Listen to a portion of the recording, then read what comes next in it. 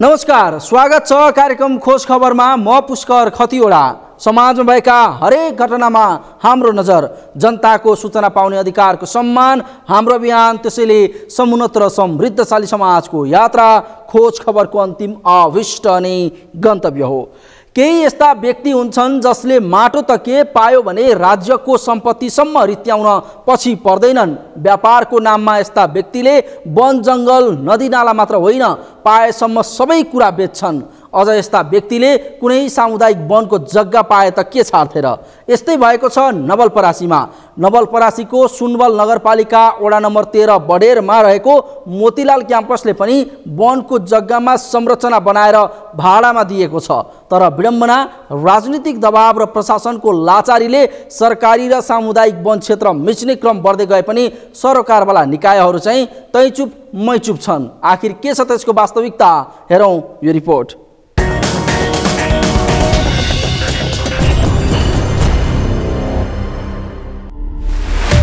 नवलपरासीमा सामुदायिक वनको जग्गा अतिक्रमणको शिकार।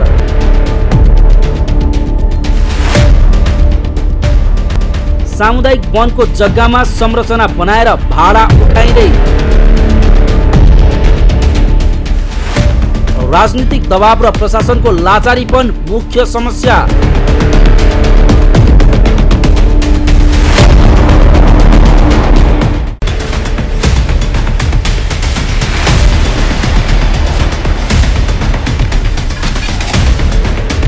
झट्ट हेर्दा यो आफ्नै जग्गामा बनाइएको संरचना जस्तो लागे पनि यसको वास्तविकता भने फरक छ।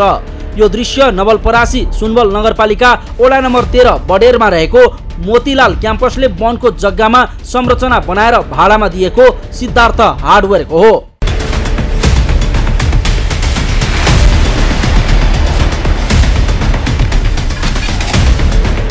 पछिल्ला केही वर्ष यता राज्यको सम्पत्तिको दोहन बढेको छ। नदी नाला, वन जङ्गल, जग्गा जमिन, पहाड, ढुङ्गा, गिटी सबैको दोहन गर्ने क्रम बढ्दो छ। यसैको पछिल्लो उदाहरण बनेको छ नवलपरासीका सामुदायिक वनहरू।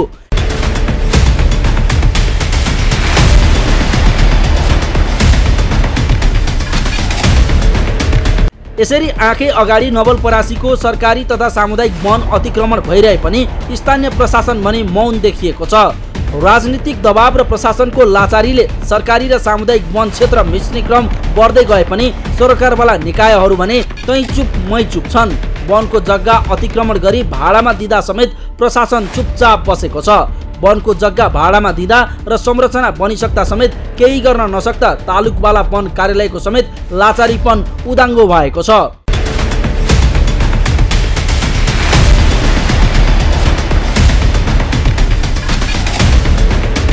यस क्षेत्रमा अधिकांश राजमार्गको छेउमा वन अतिक्रमण भएको छ। 2065 सालमा स्थापना भएको मोतीलाल बहुमुखी क्याम्पसले आफ्नो मूल गेटको अगाडि वनको 12 कट्ठा जग्गा निजी व्यवसाय गर्ने सिद्धार्थ हार्डवेयरलाई 10 वर्षका लागि वार्षिक 7,20,000 रुपैयाँको दरले भाडामा दिएको छ। आएर उतापट्टि सटर बनाएका छौँ र त्यो सटरहरू पनि चाहिँ भाडामा दिने र यतातिर एउटा उसलाई चाहिँ सिद्धार्थ हार्डवेयरलाई हामीले संरचनाहरू चाहिँ सबै तयार गरेर थोरै थोरै भाडामा चाहिँ दिएका छौँ र यसलाई चाहिँ अब प्रत्येक 2 वर्षमा चाहिँ 10% बढा वृद्धि गर्ने गरी त्यसलाई चाहिँ दिएर त्यसैले पनि अलिकति केही थपथाप भएछ। यसरी नि यो जनताको माया ममताबाट मात्रै चाहिँ यसलाई चाहिँ अगाडि बढाइएको छ। यसरी नवलपरासीमा राजमार्ग आसपासमा संरचना बन्ने क्रम अहिले पनि जारी छ। सुरुमा सानातिना छाप्रा बनेको यो क्षेत्रमा तीव्र गतिमा नयाँ संरचना थपिँदै गएका छन्। यी सबै निजी ठुला घरटहरा तथा सङ्घ संस्थाको कार्यालय हटाउन कसैले पनि चासो देखाएको छैन। कतिपय सामुदायिक वनको आधा जसो भूभाग नै अतिक्रमणमा परेको छ। तर राजनीतिक दबाव र सरकारी लाचारीपनले सामुदायिक वन क्षेत्रभित्र थपिएका घर संरचनाले बजारको रूप लिँदा समेत हटाउने प्रयास भएको छैन। केहीमा त सङ्घ संस्थाका कार्यालय पनि छन्। क्याम्पसले आफू एक त वन क्षेत्रै अतिक्रमण गरेर वन क्षेत्रमा चाहिँ आफूले क्याम्पस चलाएको छ। त्यसमा पनि आफूले अतिक्रमण गरेको क्षेत्रमा फेरि सिद्धार्थ हार्डवेयर भन्ने एउटा चाहिँ व्यक्तिलाई हार्डवेयर सञ्चालनको लागि जग्गा लिजमा दिएको भन्ने कुरा सुन्नमा आएको छ। यो विगत वर्षमा पनि त्यो हार्डवेयरलाई चाहिँ त्यहाँबाट हटाउनको लागि चाहिँ वन कार्यालयबाट पहल भएको भन्ने कुरा मैले बुझेको छु। अतिक्रमण गरेर चाहिँ त्यहाँ हार्डवेयर पसल सञ्चालन गरेको सिद्धार्थ हार्डवेयरलाई हटाउनको लागि पहल भएको रहेछ र पछि विभिन्न राजनीतिक दबावका कारण त्यो चाहिँ पहल चाहिँ निरर्थक हुन गएर त्यो चाहिँ बिचमै रोकिएको अवस्था पनि रहेछ। त्यस किसिमको अतिक्रमण व्यक्तिले चाहिँ गएर एउटा वन क्षेत्रमा अतिक्रमण गर्ने र साथसाथै आफूले व्यक्तिले पसल सञ्चालन गर्ने, फाइदा गर्ने अथवा व्यापार गर्ने त्यस किसिमले चाहिँ गरेको हामीलाई चाहिँ यो कानुनभन्दा बाहिर गरेको कारबाही हो र क्रियाकलाप हो। त्यसैले यसलाई हामी हटाउन एकदम चाहिँ जरुरी देख्छौँ र यसको लागि हाम्रो एक्लो प्रयासले हुँदैन। सबै राजनीतिक दल, स्थानीय तह, प्रशासन सबैको चाहिँ तपाईहरू पत्रकार सबैको चाहिँ उत्तिकै साथ र सहयोग रह्यो भने हामी त्यसलाई चाहिँ हटाउन सक्छौँ र हामी हटाउन यसलाई चाहिँ प्रयास गर्नेछौँ। उहाँहरूले चाहिँ जुन किसिमले अतिक्रमण गर्नुभएको छ सरासर गैर कानुनी हो र यस किसिमले गर्न मिल्दैन, कानुन बनाउँछ। देशमा ठुलालाई काखा र सानालाई पाखा गर्ने गरिएको कथन पनि यो अवस्थाले प्रष्ट गरेको छ। पहुँच नभएकाहरूको घर टहरा भत्काउने, मुद्दा चलाउने र जरिमाना गर्ने प्रशासन ठुला पहुँचवालाहरू सामु नतमस्तक चाहिँ देखिएको छ। यस विषयमा जिल्ला प्रशासन कार्यालय समेत चुप छ। किन? केही सङ्घ संस्थाहरूले चाहिँ अतिक्रमण गरेका छन्, त्यस्ता मध्ये राजनीतिक एक्सिस भएका अथवा ठुला पहुँचवाला व्यक्तिहरूलाई चाहिँ सजाय कारबाही केही पनि नहुने, सानातिना व्यक्तिहरूले चाहिँ अतिक्रमण गर्दा जिल्ला वन कार्यालयले पक्राउ गरेर ल्याउने र सजाय गर्ने भन्नुभएको छ। वास्तवमा कानुनी राज्य हो, कानुन सबैलाई लागू हुन्छ। त्यस्तो किसिमको विभेद भएको अवस्था नहुनुपर्छ मेरो विचारमा चाहिँ। यदि भएको हो भने पनि म जिल्ला वन अधिकृत मार्फत यो कुरा बुझ्छु, लगतै उहाँले तयार गर्नुहुन्छ। त्यसैले कसैलाई काखा पाखा बनाउनु हुँदैन। वन अतिक्रमण गैर कानुनी काम हो, गैर कानुनी काम गर्ने छुट कसैलाई पनि हुँदैन। सबै तह र तबकाले गैर कानुनी काम गर्यो भने समान सजायको भागीदार हुनुपर्छ। हुन त केही स्थानीय सामुदायिक वनको जमिनबाट हट्न तयार पनि छन्, तर मुख्य बजार बसेको राजमार्ग आसपासका वनको जग्गामा भने बसोबास झन्झन बाक्लिँदैछ। तथ्याङ्क अनुसार नवलपरासीको 751.31 हेक्टर सरकारी तथा सामुदायिक वन अतिक्रमण भइसकेको छ। अहिलेसम्म 4.8 हेक्टर वन क्षेत्र मात्र अतिक्रमणबाट मुक्त भएको छ। खोज खबरका लागि नवलपरासीबाट राज चौधरीको रिपोर्ट।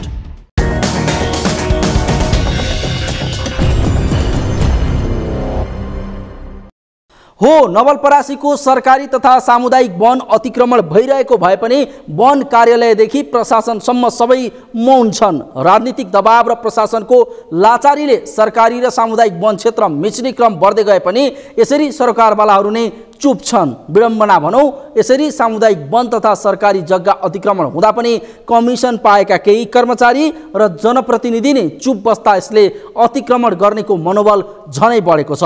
यसले राज्यको सम्पत्ति लुट्नेका लागि सबै कसरी एक हुन्छन् अनि कसरी राज्यको दोहन गर्छन् भन्ने छर्लङ्ग पारेको छ। तसर्थ यसको सत्य तथ्य छानबिन हुन आवश्यक छ। कार्यक्रममा एकैछिन ब्रेकपछि धादिङे युवाले थालेको पुर्ख्यौली पेसा सम्बन्धी प्रसङ्ग उजागर गर्नेछौँ, हेर्दै गर्नुहोला।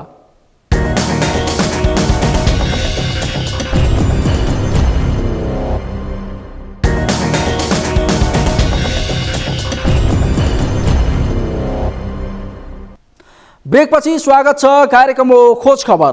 धेरै युवा देशभित्र रोजगारीको वातावरण नभएको भनेर विदेश जानु परेको तर्क गर्छन्, तर धादिङका केही युवा भने विदेशको रोजगारीको साटो नेपालमा नै केही गर्न सकिन्छ भनेर उदाहरण बन्दै अहिले पुर्ख्यौली पेसा आरनबाट राम्रो आम्दानी गरिरहेका छन्।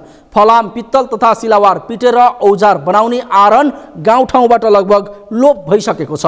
आधुनिक मेसिनहरूबाट उत्पादित औजारहरूले बजार ढाकिएपछि परम्परादेखि चल्दै आएका यस्ता पेसा धेरैले छाडिसकेका छन्, तर धादिङका केही दलित युवाले भने परम्परागत पेसामै रमाइरहेका छन्। हेरौँ यो रिपोर्ट।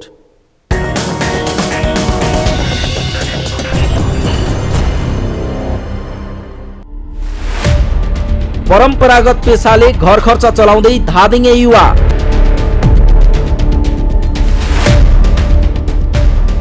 तामा पिटेरै चल्छ घर परिवार र जीवनको गुजारा। आरनबाटै मासिक 25,000 भन्दा बढी आम्दानी।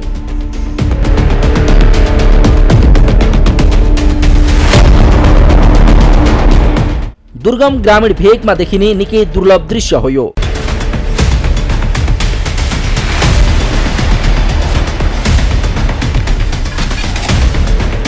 दृश्य देख्दा तपाईलाई अचम्म लाग्ला, तर धातुका सामान मर्मत तथा निर्माण गर्न अहिले पनि ग्रामीण भेगमा यसै गरी आयरनको प्रयोग गरिन्छ।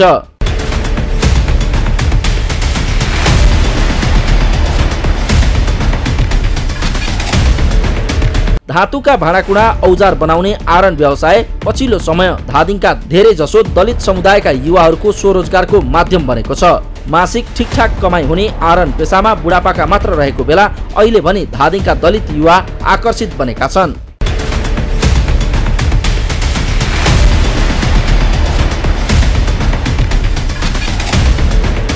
यिनी हुन् धादिङ गल्छीका रामशरण विश्वकर्मा। गल्छी गाउँपालिका वडा नम्बर 7 मछेडी खोला नजिकै पृथ्वी राजमार्गको छेउैमा एउटा छाप्रो छ। उनले बिहानदेखि बेलुकासम्म यसै गरी तामाको औजार बनाउने गर्छन्। आफूले गर्दै आएको पेसाप्रति आफैलाई गर्व लाग्ने गरेको उनको भनाइ छ। जतिसुकै नयाँ नयाँ प्रविधि र मेसिनहरू बजारमा भित्रिए पनि परम्परागत शैलीबाट तामा पिटेर भएको आम्दानीले परिवारमा सन्तुष्टि दिलाउनुको छुट्टै मजा रहेको रामशरण बताउँछन्। यो कामबाट सन्तुष्टि नै छु। अहिलेसम्म यो काम गरेर कमाएर आफ्नो जान परिवारहरूलाई एउटा खुसी राख्न सकिएको छ। मिहिनेत त पर्छ, के मिहिनेत गर्नु त धेरै नै पर्छ। यसलाई नि सिपदेखि लिएर हरेक दिमाग लगाउनु पर्छ। एक कुरोको मात्रै सिपले दिमाग लगाएर भएन। परम्पात्रो, थाली, याम्पो, झ्याङा, अड्करोदेखि सबै बनाउनु पर्छ। त्यो थाली अर्कादेखि जे अर्डर आयो त्यही नै बनाइन्छ। अब गाह्रो त गाह्रो हुन्छ यो काममा पनि। हाम्रो अब यस्तो गरिब महिना छ, आगा बस्नुपर्छ। दिनको 2-3 घन्टा नबसिकन हामीले हुँदैन।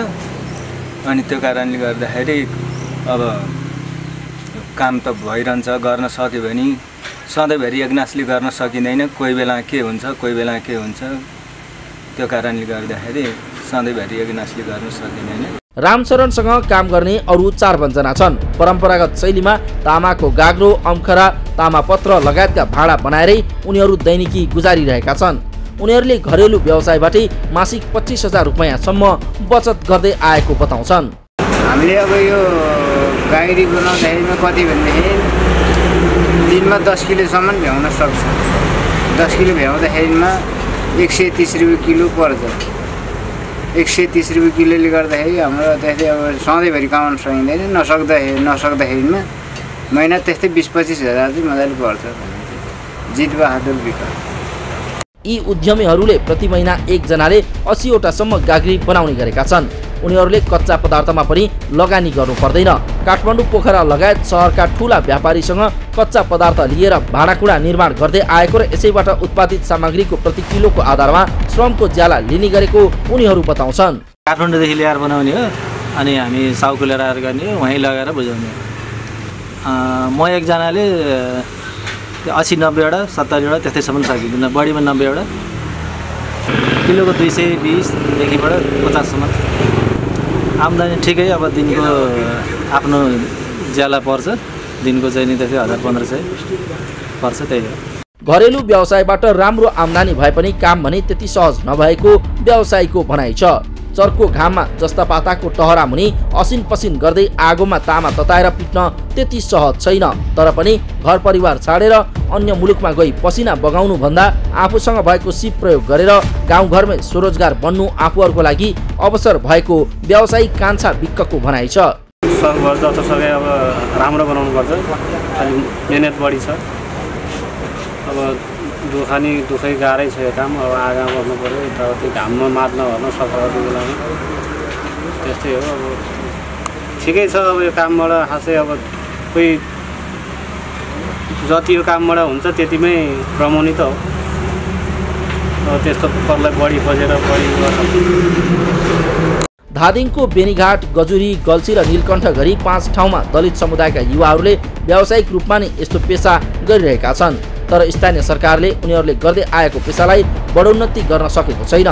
तामा, पित्तल तथा सिल्भरका भाँडा बनाउने आयरनहरू व्यावसायिक बनाई ग्रामीण उद्योग प्रवर्धन गर्न स्थानीय सरकारले पहल गर्न सक्नु पर्दछ। यस्ता परम्परागत शैलीमा चल्दै आएको पेसालाई प्रविधिसँग जोड्ने हो भने युवाहरूलाई स्थानीय स्तरमै रोजगार दिलाउन सकिने निश्चित छ। खोज खबरका लागि धादिङबाट गोमा थापाको रिपोर्ट।